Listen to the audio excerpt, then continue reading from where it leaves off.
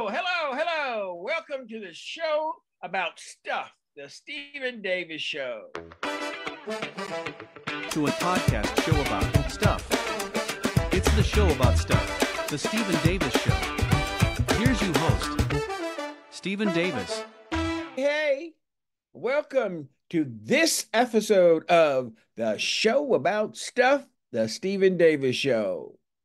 This episode's guest is Ruth Hunt, a model, a former healthcare executive, and a longtime genealogist who traces her family's ancestry to the 1300s.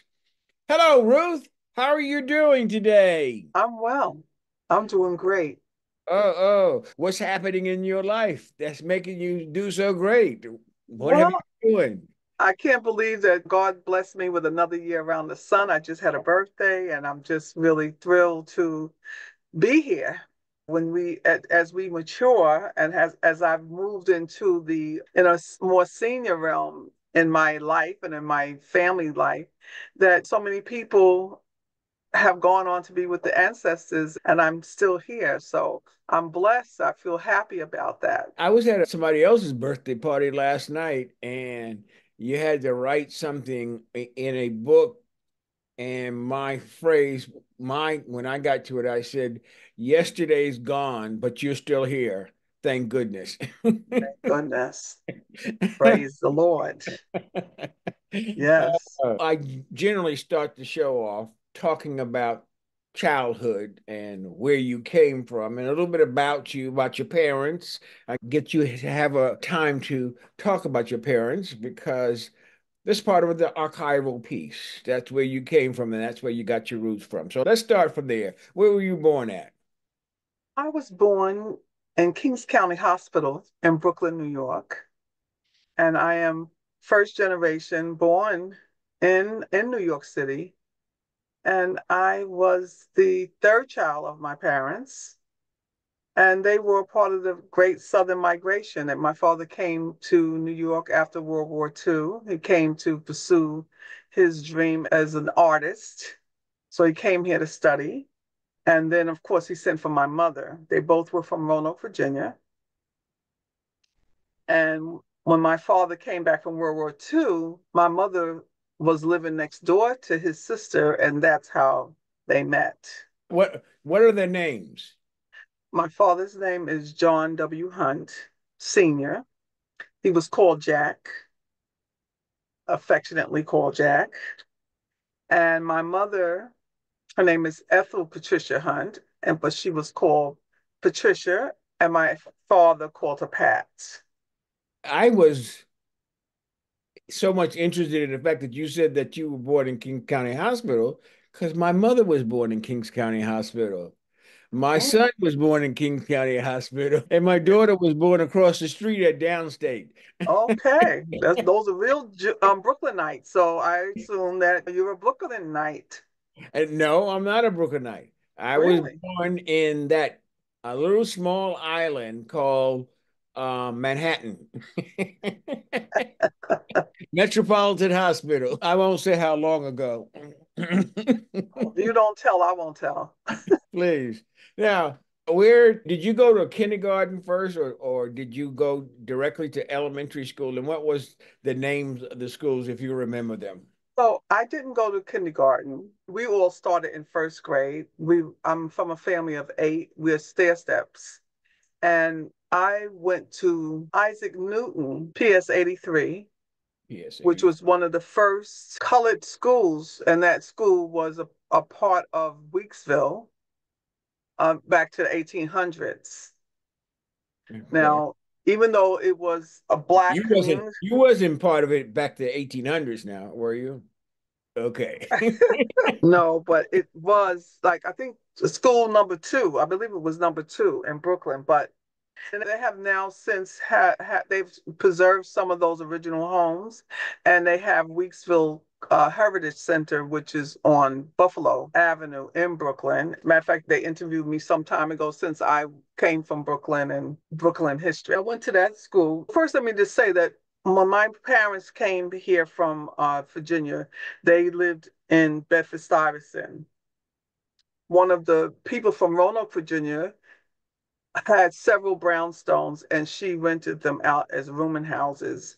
And my father, they knew Miss Haskins, and so they moved into one of her rooming houses while they waited for the Albany houses to be built. And at that time, the Albany houses, most veterans' families went into the projects during those days. So most of them had to be families. They didn't have any, And have to have a job. they had to have a job. So you know the history. The government was providing affordable houses for people trying to get on their feet and trying to make it. So it made it easier for them, provided housing, and certainly after they served the country, I think that was I think that was a good thing. I think that's what we lack today is that we don't provide for the service people who sacrifice so much for our freedom and they fight in the wars and so forth. And then when they're homeless, it's heartbreaking to me to see that. So we grew up in the Albany houses and I walked to school to PS 83, which was like 3 blocks away. But because I had an older brother and an older sister, on those days, parents let you walk to school. These children today are they're coddled that they can't do really anything, or they have a sense of this confidence that we had as children because we could go out by yourself or with another sibling and stay out, and your parents trusted that you were going to be okay. And we would walk down to Fulton Street. We would go to the movies. My parents took us in the beginning, but once we learned the way, we would go to the movie every Saturday morning. Little stair-step children going to on Fulton Street. They had the Banco, the Apollo. They had an Apollo theater in Brooklyn. They had a Banco and a Regent. Those were the 3 movies, and we would I go was there. And we went every Saturday. My father was a movie lover. My father was born in 1916, so he loved the movies and he went to silent movies. So coming to New York, and of course in the South, they had one movie, whereas now we have 3 choices as youngsters, and we would go alone on Saturdays. And they would have 3 movies plus cartoons plus the newsreel, and they would actually serve the children sandwiches, little sandwiches, and ice cream on a tray and pass it through the movie for the children. So it was very community and children oriented. So it was really a delightful childhood, really. It sounded like you had fun. Now, when you went to the first grade, do you remember going there? Yes, Miss Gersten was my teacher. Yes, I remember Miss Gersten. How did you feel as a child the first day leaving your parents and going to this strange place to sit in a desk for 6 hours? Because my older brother and older sister went to school, I wanted to go to school. And of course, by the time I went to school, first grade, I was so fascinated. I could still have the visual that she had the colors. I remember the colors of the rainbow, or primary colors, with little examples of the red, blue, yellow, green, and then the numbers. It was just so fascinating because there's so much to learn and it was a lot of visuals. So I enjoyed going, having my very own desk and being able to just see all of these colors and learning different things every day. It was just marvelous. As you moved up into junior high school, what was the atmosphere in terms of going to school?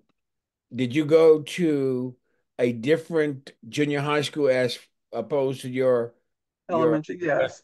because you said that you were in Weeksville then or Right. around Oh, there. then I still was schooled in Weeksville again because I went to John Marshall Junior High School, 210, which was on Rochester between Park and Prospect, something like that.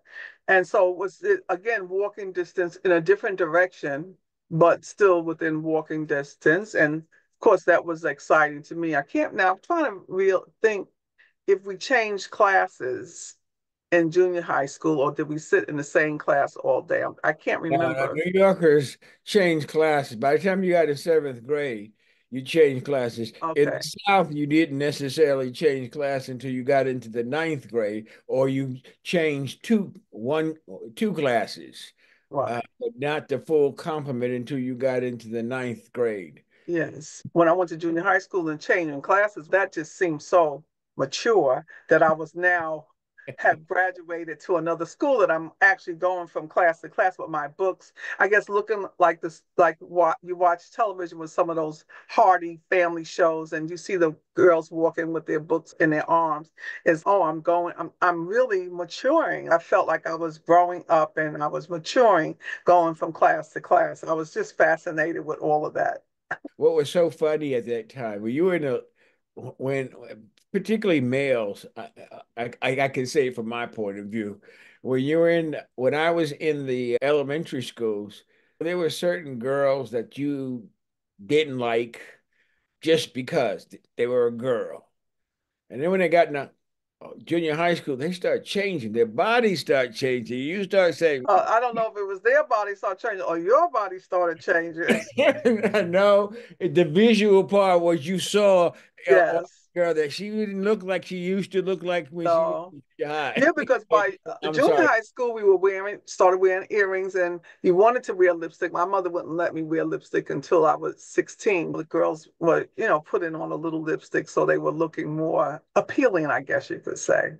Mhm. Now, when you were in junior high school and elementary school, did you know about your family history even back then, or was it a secret? It wasn't a secret, but my parents, both, as I said, both were from Virginia. So I always went to Virginia. We went to Virginia for holidays, certain holidays. My father was older than my mother. So when my father was born, his parents were in their 40s when my father was born. He was born in 1916. My grandfather on my father's side was born in 1876. My grandmother 1878. And that just seems so old to say my grandparents just a generation away, born in the 1800s. Now, my mother's side, she was the oldest of her family. So my grandmother was born in 1910. That meant that she was only 6 years older than my father. So my mother being the oldest, and my grandmother had 9 children, and I had an aunt a year younger than me. I had an uncle a year older than me. Amen. So, Said so did I. So did I on both sides of my oh, family. right. My father So, was go my ahead. father had a brother that was 17 or 18 years younger than him, and he was only 2 years older than me. So my mother's family, those are like my old extended family, like my older brothers and sisters. And especially an aunt a year younger than me. And I would go to Virginia and she would say, let me hold my hand so I can force you across the street because I'm your aunt. And I would say, but I'm older than you. It was nice to have both sides. So that was interesting that I had two sets, some young, some old. My father's brothers and sisters were more like a grandparent because my father's brothers and sisters were older than my grandparents. Even though my grandparents died when my father was young, that was my extended family. And when we went to Virginia, they had to share us because we would go with the Hunts or we would go to Clark's. Okay. My aunt, I have an aunt on my mother's side, my mother's sister. She's a year older than me. And she used to always say, "You need to call me auntie." I'm not calling you auntie. After we were grown and we were in this club together, and this guy came over to talk to her, I said, "Auntie, were there any tensions in your junior high school or in going into your high school in terms of racism or anything else like that? Or was it a very pleasant experience?" In elementary school and junior high school, well, when I grew up in the projects, I had a Jewish family on one side and an Italian family on the other side. This is in the 50s. But then as time started getting on, like it started going into the 60s, a lot of white families started moving out and Mhm. more black people moved in. And again, when I said they had only couples were in the building when they first opened, but as time went on, the families didn't stay together, and you had single mothers then raise their children. And when the whites moved out, you didn't have white folks moving in. You only had black people coming in. And so then it changed the demographics within the housing project. But when I went to school, we still had a mixture, elementary school and junior high school. And a lot of people put their kids in private school or they went to Catholic school. I didn't feel anything when I was in elementary school or junior high school. I felt it when I went to high school. What high school was that? I went to the High School of Fashion Industries in Manhattan. So it was really fabulous that now you talk about changing class, and now I'm taking the subway and I'm going to Manhattan every day to go to school, and I really felt Did it. you pronounce it Manhattan? You were born in Brooklyn, and Brooklynites were known for saying Manhattan. Manhattan. But Fashion High School was very sophisticated high school because you had to take a test in order to get into fashion. And you had students that were coming from all the boroughs. So you got a great blend of a blending of the culture. So we had blacks, Puerto Ricans, we had whites, Italians, Jews, some gays at that time, people that wanted to be into fashion and maybe one person that came from Staten Island, and we teased them every day that they had to take a boat to school, but we went to fashion, and it was just an experience alone. And even the way it had parties, they partied different. Somebody had a party in the projects at that time too. They had gangs, and you had some people who were like undesirables. You wouldn't invite them to your party. And I remember a girl in the building had a party. She didn't invite the so-called thugs, and they then put the fire hose underneath her door and turned the water on. Can you imagine? So of course I wasn't allowed to hang out with those because my But, parents made it but very did you? clear that I was growing up in a Southern household. My mother didn't care what they were doing outside or what they were wearing outside, but I had to conduct myself like a Southerner. But did you? That was my question. Because your I mother was, didn't allow it. I would, I was teetering because we had St. John's Recreation Center, which was built in 1955. It was a fabulous experience living across the street from St. John's Recreation Center. I don't know if you know that particular center. I live about 10 blocks away from St. John's Also, Center. then you went there. I've been there. I used to play basketball there when I could. So did you play with the Hunts? Did you play with the any of the Hunt brothers, or we were just talking about? I might Can't have, but I remember. just don't remember at this particular point. Yeah, all my brothers played. They had citywide uh competitions. They had citywide competitive basketball, and I was on a swim team. And Hmm. my sister, my brother really won a swim scholarship to Alabama State. But it had many advantages, and social workers that worked with the youth at that time because they were trying to prevent juvenile delinquency. It created a certain element in the community that was really different from some of the other neighborhoods. Even though we had the chaplains, was the gang in Albany, and Corsair Lords were in. Who's that project? It's right at Weeksville, but Corsair Lords were at. They'll come to me later, but at that one, and they were trying to diffuse that and have the kids get more involved into arts and crafts, fencing, tennis, baseball, because we have free baseball diamonds, I believe. And we were very active. At that time, to get a center card, it was $1 a year. So my aunts and uncles made sure that they bought a card for each one of us, and we went every day. That was our activity. And as we began to be teenagers, St. John's Stuyvesant Community Center, which was within the Albany houses, had social workers. Carlos Russell, director of Stuyvesant Community Center, wrote Black Solidarity. It was a movie, a black movie back in the 70s. He wrote that There was a Carlos Russell. I don't know whether Carlos was in Brooklyn at that time, but he was from Panama. Maybe he was And from Panama. he was from I, Panama, and then he moved here to New York because when I used to live over on Vanderbilt DeKalb, he had a house in the next block. okay, it But he, has to be the same one. yeah, Carlos, I knew Carlos, that Carlos quite well. He was a professor. Yes, that was The Carlos. same one. That was Carlos. Hmm. Mhm. So they taught us social skills. We had clubs and we came in the evenings as the teenagers begin, as we become teenagers, listen to music, play cards or that kind of thing. Get how to get along with one another, the different age groups. I think they had 13 to 15 and then 16 to 18 or whatever. And then encourage this different ones to go to college.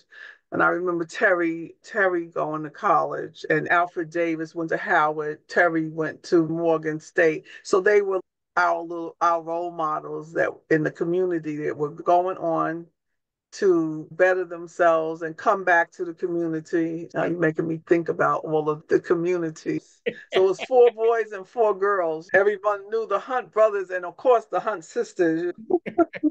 Who was older, your brothers or your sisters? I had one sister older, one brother older. Then I'm the third. I was the third. That's always a tough position to be in, isn't Yes. it? Yes. Until then, it changes. It goes back and forth. My sister older was older, and she was certainly in charge. Southerners, they put older daughter are in charge when they go to the store. Whatever you got to watch, they have to be in charge. I know that because I was the oldest and I was in charge. And Yes, but it also came with enormous responsibility responsibility. because you were supposed to do this and this, and you would say, "Well, why do I have to do this? Why do I have to clean up behind this particular person?" I had a sister that was 12 years younger, and then she would start crying, and you'd hear at 2 o'clock in the morning, "Don't you hear them? There, don't you hear so and so crying? Get up and get her a bottle." There's a lot of responsibility. A lot of responsibility. Now, after you graduated from Passion Institute High School, Hmm. where did you go from there?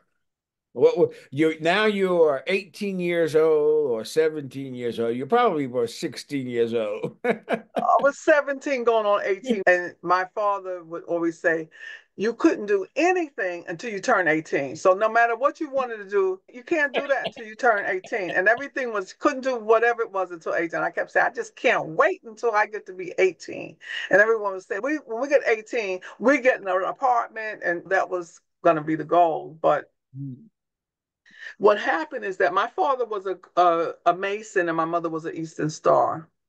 And when I was in fashion, I could sew and I would make, I don't know how I did. I could make 3 or 4 outfits in one day. But anyway, I was making my outfits for my mother's Eastern Star because they dressed alike and the men wore tuxedos. And when we went to this dance, I think I was around 16. And this gentleman told my father, you have such beautiful daughters, they should go to this charm school. It's a charm school in Brooklyn. And I know the people and I would like to introduce them. And so we met this family, the Elijah family, and they lived on Pulaski Street, and that's Bed-Stuy, across Myrtle Avenue. And we went to meet them, and it was a charm school. And they also had a modeling component. And of course, I always wanted to be a model. I remember the comic books, they used to have Jughead and Archie, but they had Millie the Model was the model comic book. And I said, oh, I wanted to be a model. So when we went to the charm school and then we started modeling, and Eddie Elijah, she was a fabulous model. It was they were from Georgia, and they were just a beautiful family, very progressive, even though she worked, I think she worked in banking, but their love for the Vogue School is what they had established. And I learned to model. And there were several models that were older than I who were modeling on 7th Avenue. They were fashion models in fashion houses on 7th Avenue. Now, I was still in high school, but I was like in my glory. I used to actually talk about, did I do everything my mother told me? It was hard because I was being influenced by the girls in the hood, the girls in the neighborhood. And now I'm now going to this charm school, which was very sophisticated and teaching us, not telling us not to do something, but showing us how we're supposed to look, how to sit, how to walk, how to open a door, how to enter a room, how to sit in a car, how to project, how to build your confidence, how to look in the mirror and look at the different positions and how you look, how to apply makeup, how to make a garment move when you walk in it. So then my focus was on this charm school and to be able to model. And then we started doing fashion shows because once we evolved in our studies, then my sister Jackie and we started modeling in the fashion show. In those days, they had cocktail sips. So they had fashion shows and cocktail sips at the Bossert Hotel. This is downtown Brooklyn, which was, Remember, I used to work on Court Street, and the Bassett Hotel was still there before we yes, changed it, before it was sold. And yes. I used to go in that bar that they used to have to drink. They had the Granada Hotel. And then we would go, once we had one big show in Manhattan at the McAlpine Hotel. McAlpine was right there on 34th Street and 6th Avenue, which is now a condo building now, but it was the McAlpine Hotel. So we started doing shows, we did shows for Brene Breath. This was a Jewish organization that hired us because we talk about the 60s. We talking about 66, 67. Martin Luther King was killed in 68, just to say where we were as a community. And of course, the Jewish community were always welcoming to blacks because they were being discriminated against as well. So we did fashion shows for them, and here this all black troupe who could really work a runway.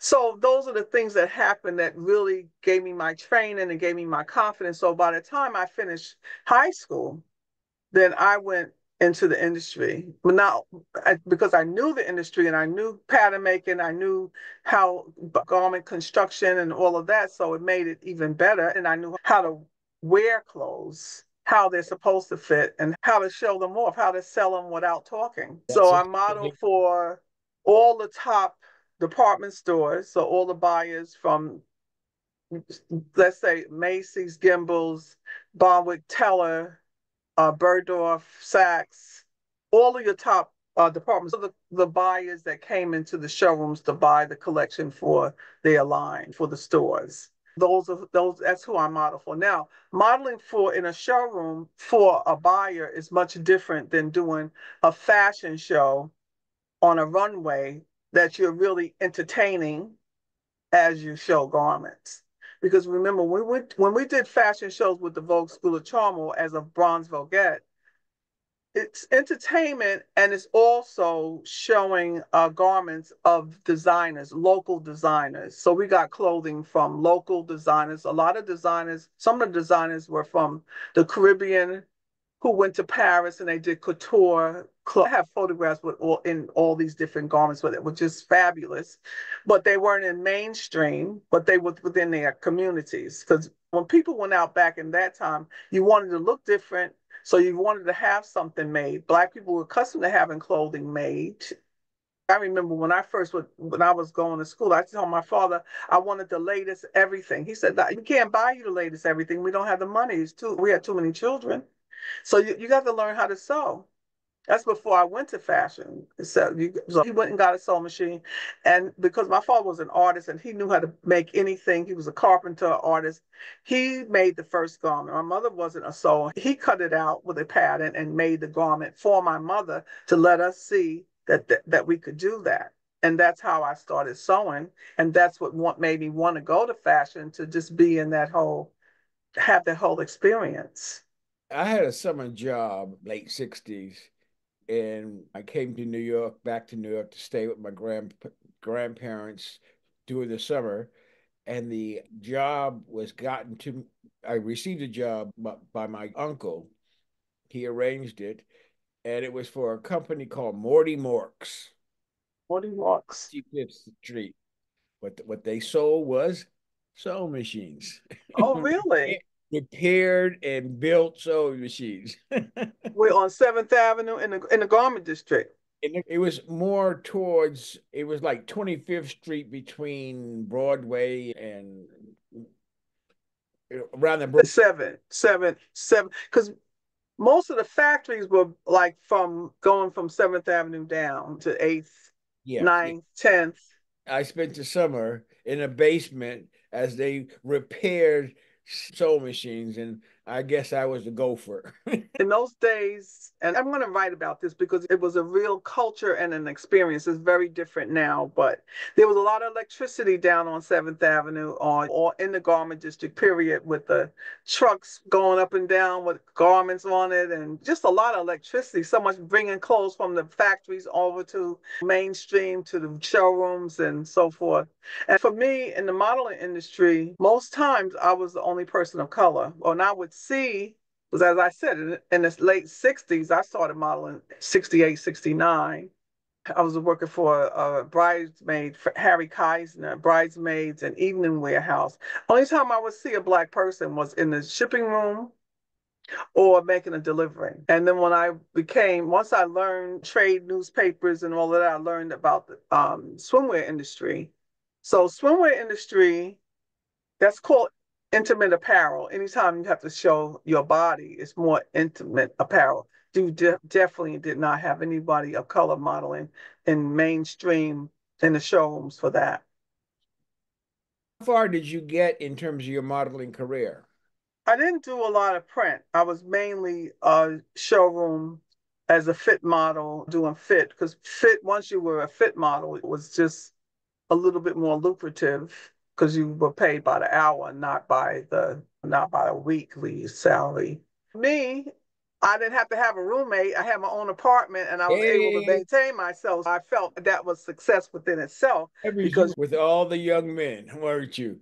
You had your own apartment. I had my own apartment. I had my own apartment. I think at 20, I think I was modeling. I made a good salary at that time. And I moved from the Albany house, I moved to Washington Avenue, right across from Botanical Gardens. So that was really, it had a doorman building, and really they didn't have that many black people in it. I went to look on Grand Army Plaza. It was where I was looking one Sunday, looking to see if they had any vacancies. And they told me I couldn't move on into Grand Army Plaza, but they told me they had another building on Washington Avenue, which was Washington right off of Empire Boulevard and Washington, of course, from Botanical Gardens. And it was a doorman building. It was beautiful, pre-war building. I was doing it. It's just eerie about how similar we were because I had an apartment at 50 Leffers Avenue, but it was Around the corner. Leffers, yeah, on that corner, and it was Leffers and Washington. That is something. People were moving into Flatbush, coming from Crown Heights, coming from Bed-Stuy to Crown Heights to going into Flatbush. And I remember the apartment that I had a sunken living room. Oh, yeah, we didn't know that people were living like that until we went there. Because I remember my girlfriend, Joy, she lived on Lenox Road and she had a sunken living room. And I had never seen it in an apartment. Yes, I had never seen it until I saw it, and then I said, "I'm gonna have it," Yes. because it was a nice apartment. I know that you're still modeling, even at the Right. time, but while you were doing that, did you move to another phase of your life in terms of industry?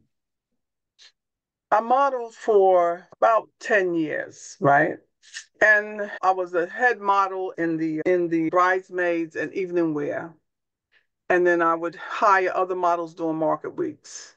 And then when I learned of the swimwear industry, then I moved over into swimwear because it paid more, much more in comparison. I moved into that arena and I really did enjoy modeling there. The vice president was Jewish and I interviewed with him. I have to tell you this little story. He interviewed me, but I was working for Harry Kaiser. Harry Kaiser was a wonderful older Jewish gentleman. He was a part of the Holocaust.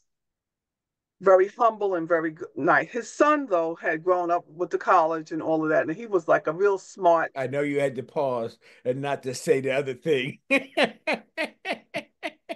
And how sometimes, and that was with the other one, when you're only black in a situation and white folks are around, they want to say, they want to be themselves and say the things that they normally say about black people when you're not there. So they have to watch themselves to an extent, but they still can't help who they are and the way that they speak. And so he, and then you as a person of color, you have to be careful how you react, because we come from Brooklyn. We know how to give it back. Throw down, how to throw down. Yeah, we know how to give it back, but we in a professional situation where they're paying you your salary, you have to just be careful in your delivery. You can't take it street. You still have to be professional.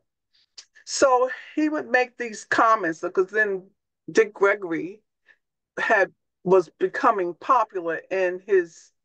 He went from comedy to really speaking the truth, and they didn't like that. So he would say, "Who does Dick Gregory think he is? I used to like him as a comedian, but now he's talking about things, injustices," and he didn't want to hear that. And so he would make comments also, girls come and look for a job and how they would exploit them. But he said to me, "Oh, Luther, you're a lady, you're very classy, you're all right. But these women that come in here for these jobs, they have their way with them, and then they just don't hire them anyway." And it was a real situation at that time, because you hear these stories. I did a talk back last year with the 100 Black women for Beth Ann Hardison's Invisible Beauty. And they said to me, having longevity and what did you do? My thing was, I never could sell my integrity for success. Never sell my integrity for success. And I remember girls saying, "Oh my God, I did Playboy, and I was new, black girl. I was new. She didn't have the cover, but she was in it."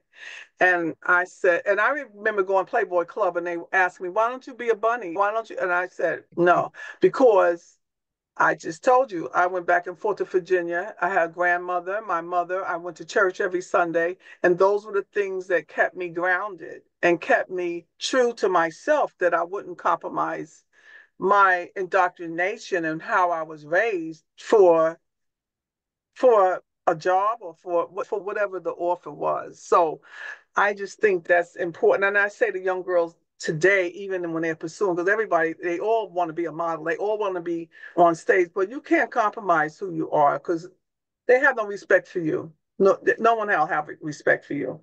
I don't know why I went down that road, but I was going to say, even in the swimwear, when I went to swimwear of this gentleman, I went for the interview, and his name was Maurice Newman. He was, and they call him Corky. He was the vice president. And I interviewed for him, and he said, "Oh my God, I really would like to hire you as a swimwear model," because they had no swimwear models. And his mother, he was from Boston. His mother was Jewish, and he was saying how, making a comparison with blacks, that he was being fair. He wanted to be fair with me, but he couldn't hire me because he didn't own the company. Arnold Seckler owned the company from California. He had to wait till Arnold Seckler came in 2 months from then, because I think I must have went in whatever month it was. But they called me back to come in May because the president had come to town, and he wanted to make sure that he could hire someone of color because nobody was there. So there was no cell phones, and at 9 to 5 they had to call me at where I worked. So he called and asked me to come for the interview. I went over and interviewed, so they don't say anything while you're there. But I left and go back to my office with this smart mouth. And when the call came in, I went into the office to answer the phone, and he said, "Oh, Ruth, he loved you." And he said, "Hire her. I haven't seen a swimwear body like that in years.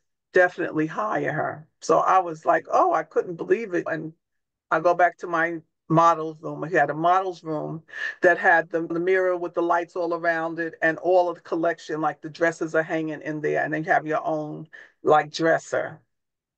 He came in there because he picked up the phone. In those days, you had extensions and you could pick up an extension, put your hand over it, and you could listen. So he had listened to my phone call and he came in my office in the dressing room. He says, "You're fired." No explanation. You're just fired, because he fired me because he was insulted that I should be leaving their company to go work for somebody else. And that's how he treated me. But I was going to work for the new one and 2 months later. So I was happy because he really wasn't, the son was obnoxious anyway. The father was a gentleman. Who wants to be around someone like that, period? So I went on to model for Serena Swimwear and Coal of California, Gotex of Israel, and the rest of it was history. So I modeled for them for about 6 years in the swimwear industry. And then I started thinking, I really would like to work for a Black organization, because I know that this is not what life is all about, to be around people that are so doggy. The buyers came in, they would talk about them when they left. They would get them tickets to whatever play, whatever show, whatever game. And then as soon as they get the tickets, they're just trying to get the paper, just trying to get the order, but no one showed any respect for one another. It was just like a very environment to be in every day. And then when you're the only one of color, you got to try to talk to the other Black people when you could see them. And in the showroom, where you don't have a shipping room, you don't have offices, you just have a very glamorous showroom. And the only time I would see the brothers was when they came to deliver a package or that kind of thing. It was isolated. So I was decided I want to work with Black people because I know that life has more to offer than this. This is not the environment I want to be in. And I don't know how I ended up going. I knew people because I used to, of course, go out. You know, discos were hot at that time. I would go to Leviticus. I went to Schools, Jules, Martinique. The Red Parrot came later. All of the after work, Cals. McKell's, all the after work parties, and then everything was happening up on, like, on 96th Street. A lot of people were living on 96th Street. I A lived lot of on 92nd Street. That's right. 92nd And they were Avenue. in Willoughby Walk was a big community of Black people too that were doing things. We were all progressing at the same time. It was really a great time to be young, gifted, and Black. I did know someone, I think his name was George Hobson. And I must have known him from seeing him out somewhere. And I said to him, I want to work for a Black organization, because I think Urban League at that time, they did startups and they would help Black people. And it's so funny now that I'm so close with Harriet Michelle, who was with Urban League. Certainly at that time, she was national, and they had a job with the Jackie Robinson Foundation. And I went for an interview. So I went for the interview for Jackie Robinson Management Corporation, because they had Jackie Robinson Management Corporation, they had Jackie Robinson Development Corporation. And I went for the interview, and they were, at that time, they were out somewhere out in Brooklyn, 92nd Street or something like that. And the gentleman kept me waiting for over 2 hours for the interview. And I was so insulted that he had me wait that long. I left. And then Rachel called me herself and asked me to come back in for another interview. And she said, I have another organization that I'm starting up, the Jackie Robinson Foundation, and I'd like to know if you'd like to work with me when the startup.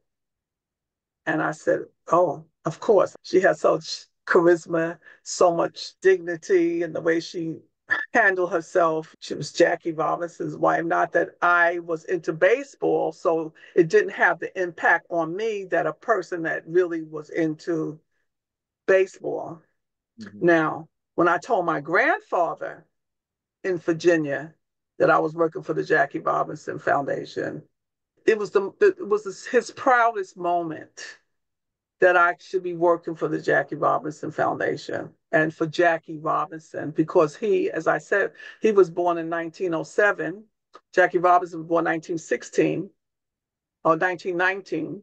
19. So to watch the progression, because for Black people in his era, they followed Jackie Robinson on the radio. And when I worked with them and saw Rachel saved every document of Jackie Robinson's, and maybe have an influence with me about being a genealogist, was saving all of the clippings. She had every clipping that Jackie Robinson in his entire career.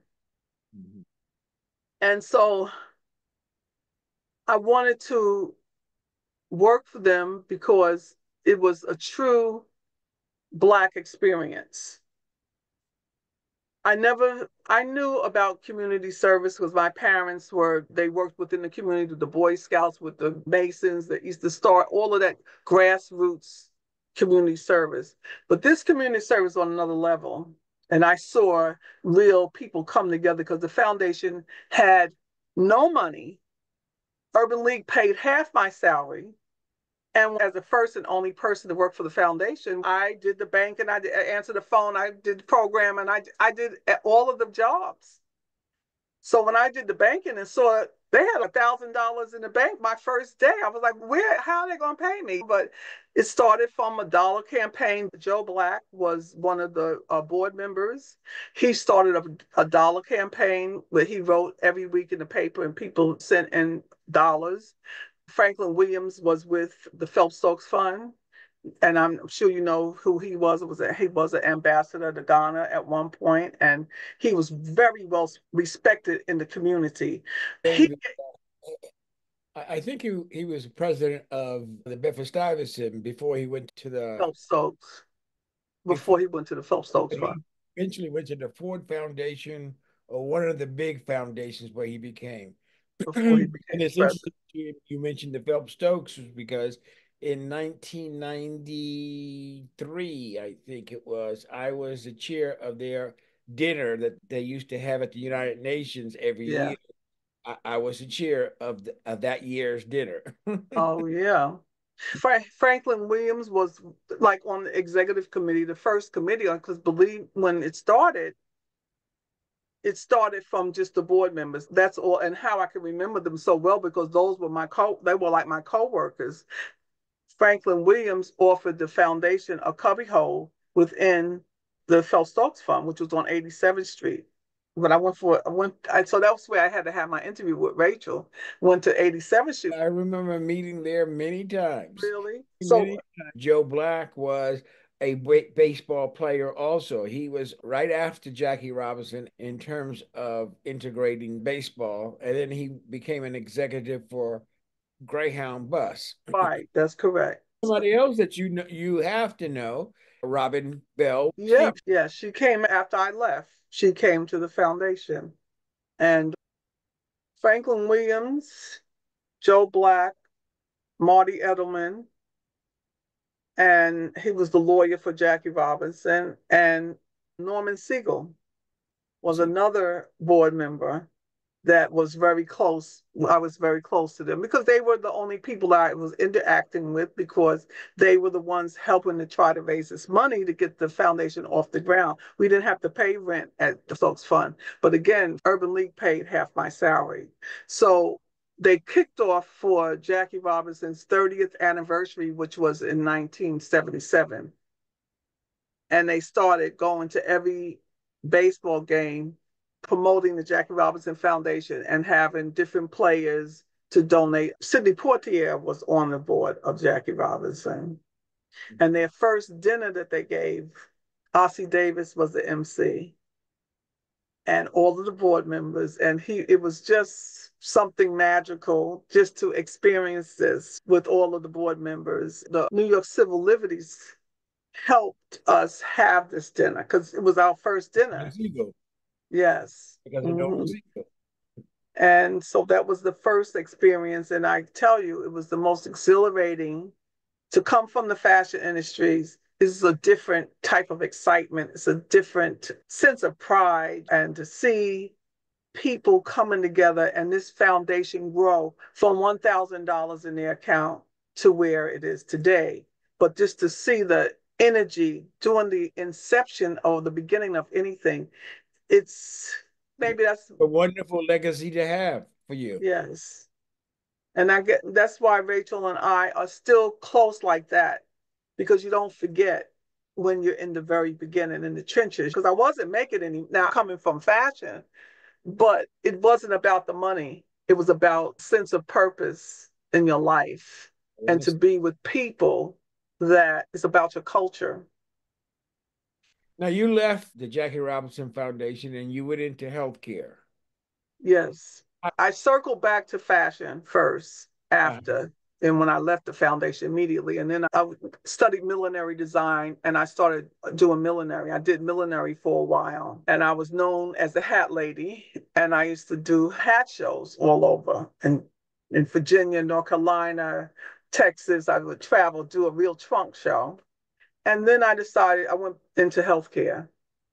I had an opportunity, thank God for that, because I needed to, from freelancing. And once you start freelancing and trying to do your own thing, then you got to hunker down there and get some that pension and that social security. Because my accountant used to say, Ruth, you can keep on freelancing, but as you get older, you got to prepare for your senior years. So now, I had the opportunity to go to New York City Health and Hospital Corporation because of the contacts that I had and the event planning that I had, that when I went to HAC in public relations, and I'm a marketer, I know how to market from my training as well. My first job was with Woodhull. My mother retired from Kings County. My two sisters retired from Kings County. So my mother, when I finished school, she wanted me to come work for the Kings County. I told her, I don't want to work for a hospital. Mm-mm.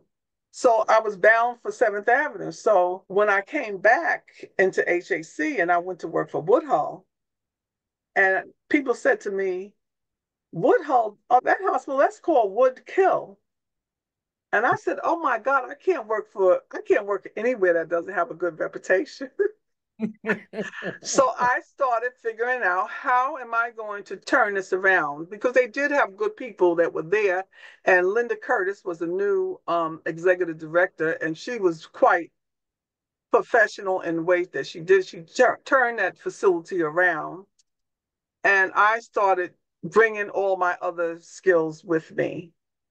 I had a live radio broadcast with Kiss FM, one of my first big projects. They had never had a live broadcast at the hospital. We did free screenings that whole day. They were advertised on the radio. People were coming down. We were doing all screenings, blood pressure, cholesterol, screening for diabetes, all those different things. Then I bought Spencer Haywood. I brought him in. We were promoting colon screenings for men, because men don't go to the hospital, and certainly at that time they wouldn't go to the hospital unless you have a ball player. Oh, they're gonna come. They all came. I had jazz musicians coming. For that was left over from Jackie Robinson, so I had jazz people that come and play music for my events. And then I had Spencer Haywood come in. Then another time he came, he spoke about the rise and fall of Spencer Haywood and about drug addiction. And they had one of the best drug addiction programs at Woodhull, or it was the North Brooklyn Health Network, which included Cumberland Hospital and Woodhull Hospital. And they brought him in. That was a phenomenal event there. Marty Markowitz was so excited about what we were doing in Brooklyn. Of course, he had a health committee, which I was on that health committee. And I did all kinds of take your man to the doctor. We made that slogan to get women to bring their husbands in for prostate screenings, for colon screenings. So that was just so successful. And it was so successful that Bellevue, they pulled me to come over to Bellevue. fantastic. Now, this is the what I really want to talk about, and it's your foray into genealogy. Genealogy. And how did you get started? What made you decide to get into genealogy? What was the impetus? The real thing was Alex Haley's roots.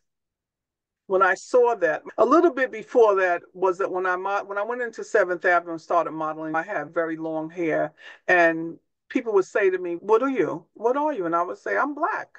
And they would say, "No, but you're mixed with something. You got to be." But as was interviewed recently about that, I said, we didn't talk about that. I didn't talk about that. That wasn't talked about in my household. It wasn't talked about in my community. What are you? We all were black, and my people came from the South, or where the other people came from Virginia, North Carolina, or that was the difference that we spoke about. What parts of Virginia did your people come from?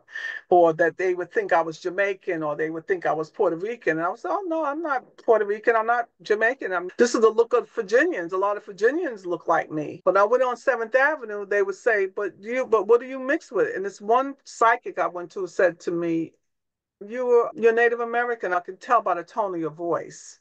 the voice tone is definitely native, and you need to find out what nation you come from. So that sort of sparked me, and I said to my father, "What Native American? Which ones do we come from?" So he said Cherokee. You mixed with Cherokee. So then, Clarity again. so that was in my head, as because I was modeling Seventh Avenue. That had to be in the 72, 73, during that time period. But Roots came out in 1977.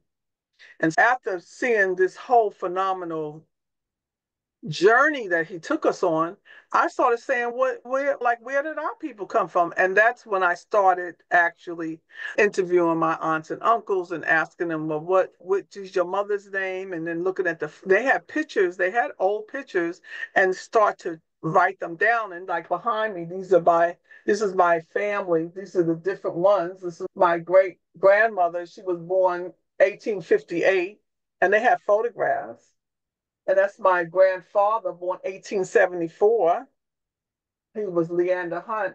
My grandmother, born 1878. This is my father, born 1916. My grandfather, born 1907.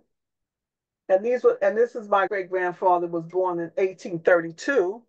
So then this whole process started with me asking questions, looking at the photographs and trying to figure out what was she mixed with? What was he mixed with? Because you could see that they were mixtures when we grew up. And that's one of the things that when I do these workshops to say, when people say I'm Black or African American, as a genealogist, if you do your research, then what's your composition? You could do your DNA. The DNA is going to tell you what percentages sub-Saharan African, how Liberia, Nigeria, Scotland, Ireland, German. So that's your DNA. But when you do your genealogy, you start to track from yourself back to your mother and father, back to their mother and father. And the further back you go, the more you find out. So my grandmother, which is this one right here or here, she is a chancellor. Her father, and when I traced that line, and I didn't find this out until maybe in 2000, that they were Chancellor family. The Chancellor family came to this country in 1849 from Germany. And when they came, they went into Yorktown, Pennsylvania. Yorktown, Pennsylvania was a big community of Germans, but also Irish and Scots, but more predominantly. So the Germans started coming out of there, going down the Great Wagon Trail, which is, I think is 81 now, but it goes down through Virginia down into North Carolina. And they settled in Lincolnton, North Carolina. And Philip Chancellor, who was the one who came, he's my patriot because I'm a daughter of the American Revolution, because I was able to trace back to that patriot. His granddaughter had 4 children by a slave, and that is where the integration happened during the 1830s. And so, how I found out about that is that she had 4 children. So, in 1939, one of her grandsons wrote a book called The Three Generations by Charles Chancellor. And I was able to trace to him, to his grandson, and I got the lineage that I needed, that not that I needed, but that is my lineage, but that is what helped me qualify for the DAR.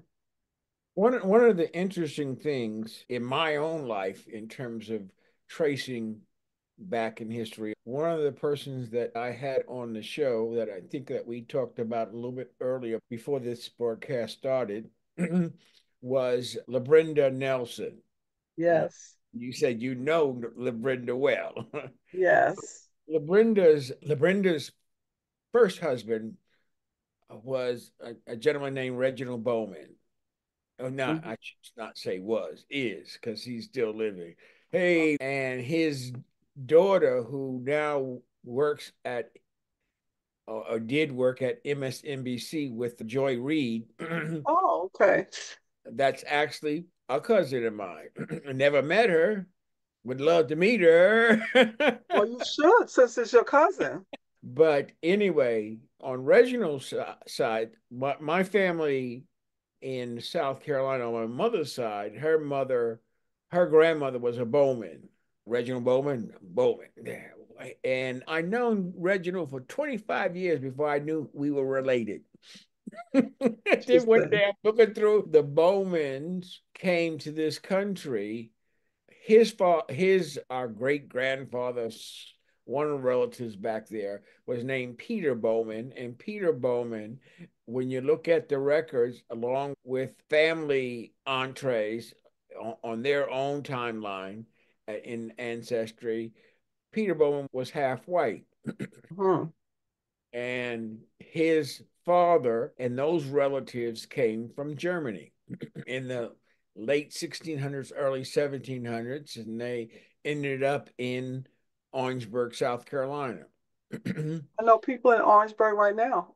That's how LaBrenda and I started talking. And because I was doing a show and she fit right in as being a genealogist, we had a wonderful time in terms of Thanks. talking about genealogy and the things that she was doing along in that mode. And then I just got a DNA on Ancestry to the DNA match of another set of relatives on another side that came from England. Okay. England and one of the things that also this that happens is that when you go back that far, all of a sudden things begin opening up. There are records Yes. that were kept that we never knew that we were part of because we only thought that we were of only one persuasion, one. Exact. Yes. We One are group, a compilation of a lot of different many things. people. It diminished over years on one side because you were only marrying into more black on black. Um, Right.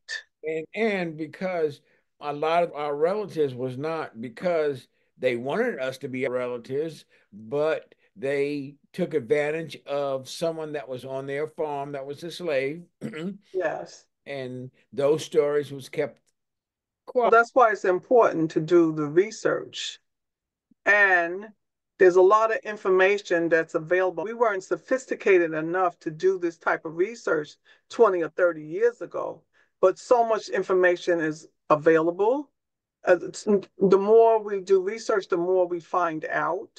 My oral history, because one of the things I try to do is the oral history, I try to do the research to find the connection to the legal history of it.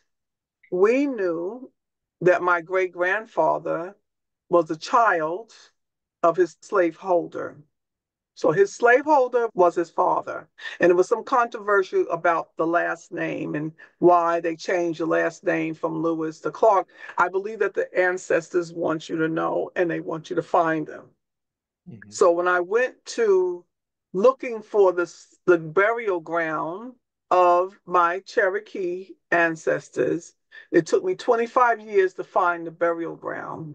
Once I found it, there was someone there who helped me get into the cemetery because it was a white church. I had to keep out all along the road to get in there. And then after going there, finding it, becoming so emotional because the oral history was they were buried beneath this tree. And when I went in, there was the tree when he pointed to where the people of color were. Then I saw the tree and it brought me to tears because here was your connection. These are the links that you're trying to bring together. So the oral history is really important because it gives you tools and it gives you links to what's factual. So there was a lady there who I met. She and her mother, they were very nice because when I started crying, my mother was sitting back underneath this shelter thing. And the man said, "Oh, she's over there crying." And he said, "Oh, those genealogists, they always crying." And whenever I tell that, all the genealogists who listen, they start laughing because they know that it's true because it touches something very deep in your soul. And she then wrote me a letter and sent me a newspaper clipping about cohabitating records. Now, I had never heard of cohabitating records before, but after the Civil War, the federal government decided, or they asked that they would create this cohabitating record. Of course, it was against the law for Black people to get married. They were cohabitating together, and that's why they made a cohabitating record. On this record, it lists the persons that are cohabitating, who the slaveholder is for the groom or the male, and a slaveholder who's for the female. So then that gives you background, it gives you information about who the slaveholder was. And so there was the name of the Clark name, because the slaveholder's name was Clark. And then that's how we knew that his slaveholder, oral history, was his father. And in the parts of Glade Springs, Virginia, where they came from, the whites know who belong to the white families. They know which children belong. So it's important to go to those places because there's a lot of history that is there and some that is written. You just have to look for it. So when I went to the Library of Virginia looking for this cohabitating record, because the lady sent me an article that they had found the cohabitating records for Washington County where they were from. So I went to the Library of Virginia. I'm going through the paper, and just as I was going to give up, because I was looking for Lewis, Lewis. And I went nothing. Then I said, I'm leaving. And I went, let me just look one more time. And I find Louis. And I said, oh my God, this is it. Then I find the name, the wife's name, Lizzie. I was like, oh my God. And you start getting all excited. And while I'm all excited in the library, and when you do that, other genealogists that are in there, they start saying, oh, they get so excited for you because they know you found something. The librarian went and pulled the will of the slaveholder. And in his will, he mentions my great grandfather. And he makes this provision that upon his death, if he doesn't get along with his wife and his daughter, which would have been his half sister, if he doesn't get along with them, that the executor should take him out of their care, let him find his own slaveholder, give him a discount for him, like maybe 1/3 of his value, and let him pick who he wanted. Now, and I showed that to other genealogists, and they said they've never seen anything like that. But I wondered, why did he just free him? In the state of Virginia, if you free a slave, that slave has to leave the state after 6 months. So that would mean that he would have to leave his wife and all of his children. Maybe he could go to another state and get enough money to come back and pay for their freedom. But I think that was the reason why he didn't free him. He just told him to get someone he could get along with.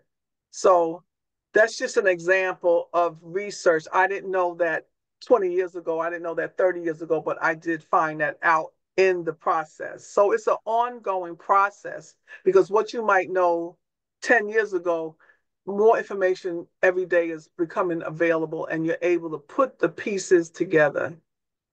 Are you So are you available for what consultation or that type of thing in terms of a business that you yes, I'm available for consultation only, and maybe an hour or two here and there, but not to do somebody's genealogy, because I'm in the process of writing a book. Really in the okay. process of writing 2 books, and I need to get still and get quiet to get it done, because when I do these talks, where's your book? I don't have the book because I need to sit down and write it. Mhm. And I'm very proud of one of the accomplishments of finding my World War II half brother. That was a big accomplishment for me. Wow, wow. Yeah. And is he still alive or He just passed, just but my passed? father always taught, this is his oldest, this was his first child, my father's first child. Mhm. And of course, during World War II, and that's the book that I'm really trying to finish first. And I was trying to finish it before my brother passed. He just passed recently because he had cancer. And my father always talked about this son that he had to leave behind. But of course, during World War II, they had the colored troops, Black soldiers that were there. And England had warned, or they had radio broadcasts telling the women, do not fraternize with these black soldiers because it's going to offend the Southern soldiers. So do not fraternize with them. Don't go to the movies with them. Don't dance with them. Don't interact with the black soldiers. And it's some, you can Google sometime and see some of the stories of these women who ended up marrying, but they wouldn't allow the black soldiers to marry the women while they were in service. They had to leave, go back to America, and then go back and to marry them. They couldn't do it there. Mhm. And my father was not able to marry the mother of his child. And when she got pregnant, and this is the only thing that really helped me find him, the mother brought the daughter to my father's barracks to tell them that she was pregnant. And so they asked my father, my father said, she says it's my child, must be my child. So then they gave a stipend to her for the child. She gave him his name, and that's how he has the same last name, which made it easier for me when I went to find him. So my father was stationed in Southampton, England. My father, when he came back, and when my mother lived next door, so he told my mother, I'm going back to England because he had a child and he was going back. But the mother wrote him and said, don't bother to come, because they were writing, they were sending gifts, and they could see that he was serious and he was going to come back. And she wrote and said she got married and moved away, so don't bother to come. The child is not here, don't come, which really was not the truth. My father saved these letters. When I went to Europe, I looked for him. I couldn't find him in the books. I had his birth date, but I was a day off. When I looked through the books, I didn't turn the page to the next day. I stopped at the date that I had. But I sent for his birth certificate and I gave my father's name, his mother's name, the grandmother's name. I gave all of the information I had, and they mailed it to me back in the States. I put an ad in the paper, in the local paper in Southampton. Now, I was in London. I put the ad in the paper in Southampton. Someone saw the note. Someone sent it to his uncle who lived somewhere in Southampton. He sent it to his sister who lived in Nottington. The aunt sent it to my brother who lived in Wales, and he called. Fantastic, fantastic. That's such a wonderful story. I always tell folk that you might not think that you should do your own genealogy and know your history. It's important not just because of a social type of situation, which is just as important, but it's also important health wise. Is Yes, to know what things that are in your family, in your genetics, things that you might need to avoid to live a longer life. That's all. precisely. That's all part of it. Yeah, that's how I was able to do genealogy workshops at New York City Health and Hospital Corporation, because I figured out how was I going to bring my passion into my workplace. And so for Black History Month, I promoted genealogy to know what your family health history is, because every time you go to the doctor, they ask you what's your health history. Most people don't know, but if you do your genealogy, even if you don't know, when you go and look at the death certificates of your ancestors, it will say what they died of. Most times it will. Some like in the 1950s and the 40s, is very descriptive, that will say that they had diabetes or they had hypertension or they had cardiac arrest.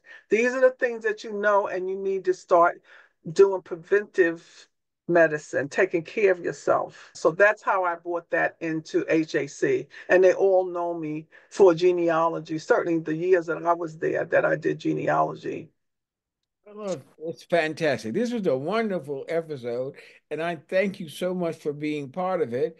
And maybe one day we'll get both you and LaBrenda on a show together. That Of would be great. course. That would be great. That would be great. I have so much more to tell you, but I know we don't have time, but I got so much more to tell you. Then that begs for another show. Okay, Yes. Yes. that's it for the show about stuff, the Stephen Davis Show. It was such a wonderful show, and I'll see you next time. Bye. Thank you for tuning in this week. Hope you enjoyed this show about stuff. See you next time.